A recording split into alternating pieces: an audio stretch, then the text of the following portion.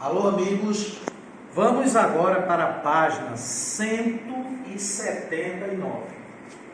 Aí lá tem um título assim: Relações binárias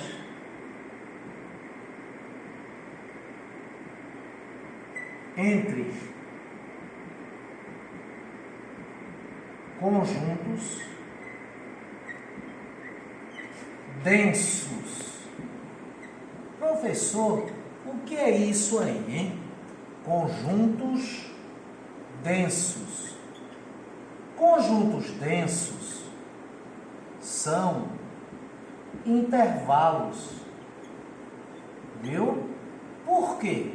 Porque por mais próximos que sejam os extremos do intervalo, já que eles são números diferentes, tá certo? Porque se fossem iguais, seria um conjunto unitário. O conjunto unitário não é intervalo. Entre esses dois extremos, existem sempre infinitos números reais, tanto racionais quanto irracionais. Agora, fiquem tranquilos, porque toda conceituação teórica vocês já dominam. Vamos ler essa primeira questão que está na página 180. Sendo A igual a colchete 2,5 colchete.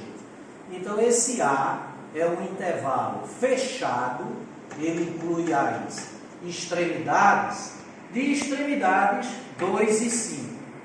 E B, colchete 1, 3, colchete invertido, esse é um intervalo semiaberto, semifechado à esquerda, ou então B é um intervalo semiaberto à direita, de extremos 1 e 3. Ou, numa linguagem mais popular, B é um intervalo fechado em 1, aberto em 3. Inclui o 1 e exclui o 3. Represente graficamente, no plano cartesiano, uma relação binária R, de A em B, se R é de A em B, R é uma parte de A cartesiano B, e essa relação R de A em B é um conjunto de pares ordenados, que evidentemente são elementos de A cartesiano B, e que obedecem a essa lei de formação. Aí veja só, se essa relação binária R, ela é de A em B, ela é um subconjunto de A cartesiano B. Vamos obter a representação geométrica de A cartesiano B. Como o primeiro fator é A, esse A, que é este intervalo, é responsável pelas abscissas, que vai gerar uma faixa vertical limitada à esquerda pela reta x igual a 2 e limitada à direita pela reta x igual a 5. Não é? Esta é a reta x igual a 2. Esta é a reta x igual a 5. E eu devo considerar também todas as outras infinitas retas paralelas ao eixo das ordenadas e perpendiculares ao eixo das abscissas, que passam por todos os infinitos números reais entre 2 e 5. E isso vai me dar uma faixa vertical. E o segundo fator do produto cartesiano, o B, é também um intervalo. São todos os infinitos números reais entre 1 e 3, incluindo 1, excluindo 3, que vai me dar uma faixa horizontal limitada inferiormente pela reta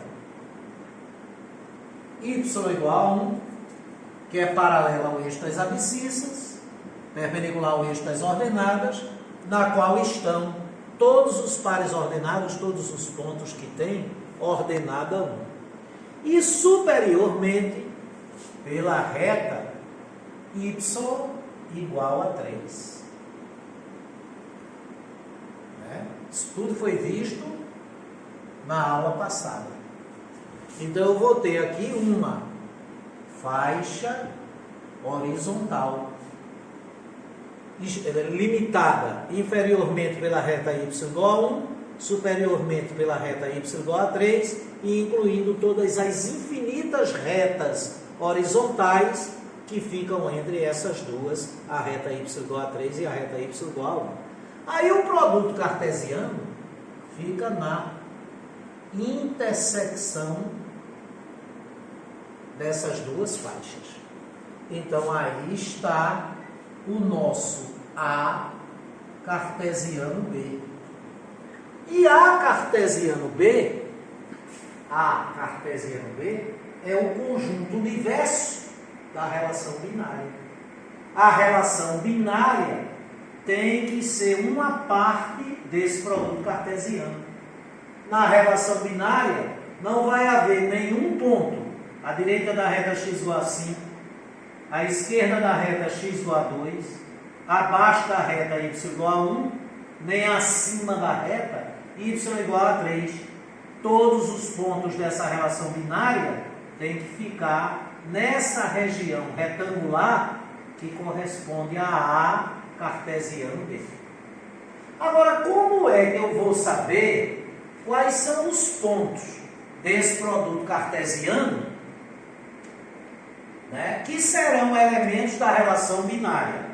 Para ser elemento da relação binária, tem que obedecer à lei de formação y igual a x menos 2.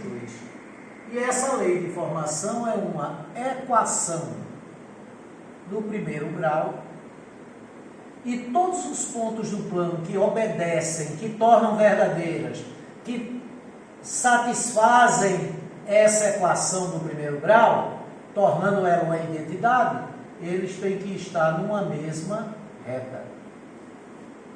E para obter esta reta, na qual estão os pontos que obedecem a essa lei de formação, bastam-me dois pontos que obedeçam a essa lei de formação. Então veja só, como a lei de formação é y igual a x menos 2, para que eu obtenha dois pontos que obedeçam a essa lei, eu atribuo dois valores a x e calculo os respectivos y, utilizando a lei. Ou atribuo dois valores a y e calculo os respectivos x. Ou eu atribuo um valor a x, calculo o respectivo y, depois eu atribuo um valor a y e calculo o respectivo x, não é? Ou seja, eu atribuo um valor, número real, a uma das variáveis e calculo a outra na lei de formação. Eu geralmente gosto de utilizar os extremos do intervalo. Se eu for atribuir dois valores a x, eu atribuo x igual a 2 e x igual a 5 e calculo os respectivos y. Se eu for atribuir valores a y, eu atribuo y igual a 3 e y igual a 1 e calculo os respectivos x. Ou eu escolho um desses dois valores de x para calcular o y e escolho um desses dois valores de y para calcular o x. Por exemplo, se o x for 2, para obedecer à lei, a ordenada tem que ser igual a 2 menos 2. A ordenada tem que ser 0. Então, o par de abscissa 2 e ordenada 0 ele obedece à lei de formação. Ele torna a lei de formação verdadeira. E esse par que tem abscissa 2 ordenada 0 corresponde a esse ponto aqui no eixo das abscissas. Com certeza esse ponto obedece à lei de formação. Agora, como ele não está na região retangular, ele não é elemento do produto cartesiano. Então, ele, apesar de obedecer à lei, ele não pertence à relação. Agora, vamos atribuir para x o valor 5.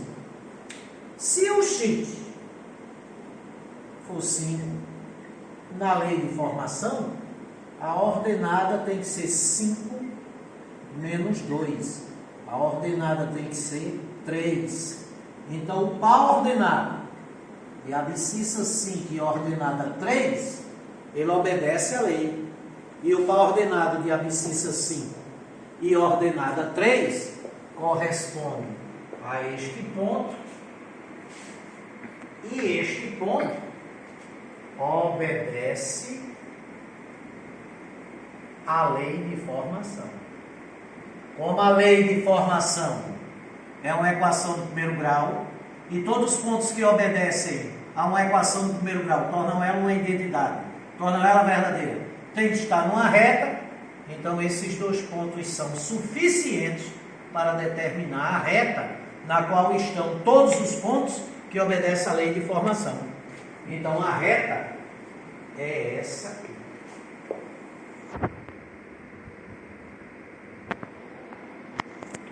Todo ponto que estiver nessa reta, todo ponto que estiver nessa reta, ele obedece à lei.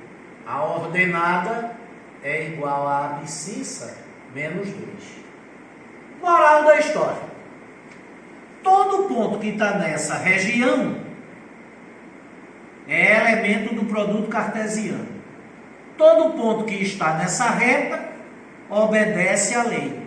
Se tem que satisfazer as duas condições, quais?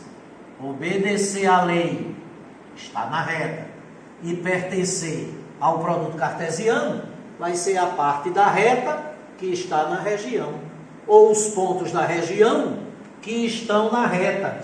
Então, o gráfico dessa relação binária é dado por este segmento de reta que eu estou representando na cor azul. Esse segmentozinho aqui. E as extremidades, inclui ou não? Por exemplo, essa extremidade aqui tem ordenada 1, e se a ordenada for 1, a abscissa é igual a 1 mais 2, 3. Né? Então, esse ponto aqui, ele tem abscissa 3, e 3 é uma possível abscissa, né? Porque está no intervalo 2 a 5, e ordenada 1, e 1 é uma possível ordenada, porque o intervalo, o segundo fator, inclui o 1. E a outra extremidade? Tem a abscissa 5, 5 é uma possível abscissa, e tem a ordenada 3, mas 3 não é uma possível ordenada, então a gente exclui esse ponto. Então o gráfico da relação binária R de A em B é dado por esse segmento azul. Sensacional! Como essa figura está muito poluída, eu vou fazer aqui só o gráfico da relação binária. Eixo das ordenadas, eixo das abscissas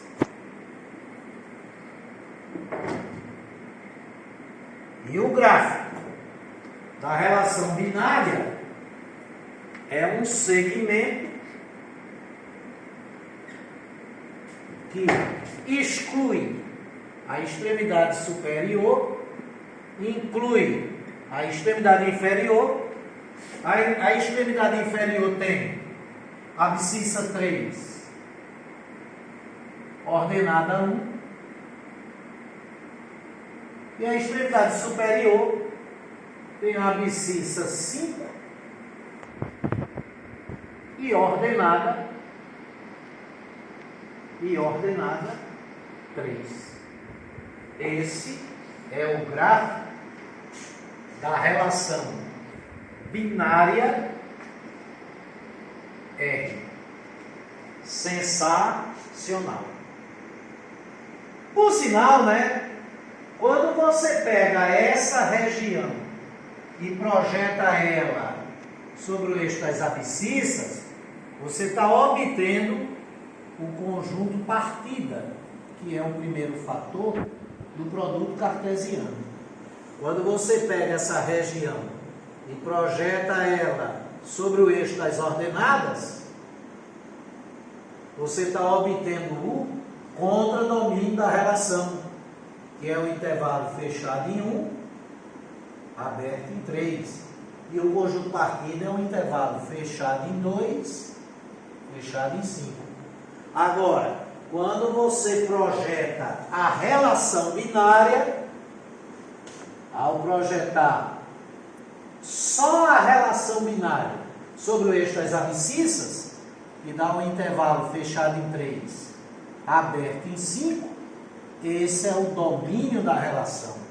E quando você projeta ela sobre o eixo das ordenadas, que dá um intervalo fechado em 1, aberto em 3, você está obtendo aqui o conjunto imagem da relação binária.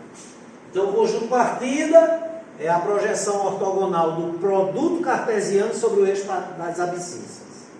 O contradomínio ou conjunto chegada é a projeção ortogonal do produto cartesiano sobre o eixo das ordenadas. O domínio é a projeção ortogonal do gráfico da relação sobre o eixo das abscissas. E o conjunto imagem é a projeção ortogonal do gráfico da relação sobre o eixo das ordenadas. E quando essa relação é uma curva contínua, apresenta aqui continuidade, para projetar sobre o eixo das abscissas, basta você pegar da abscissa do ponto mais à esquerda até a abscissa do ponto mais à direita. E para projetar sobre o eixo das ordenadas, da ordenada do ponto mais baixo até a ordenada do ponto mais alto. Sensacional.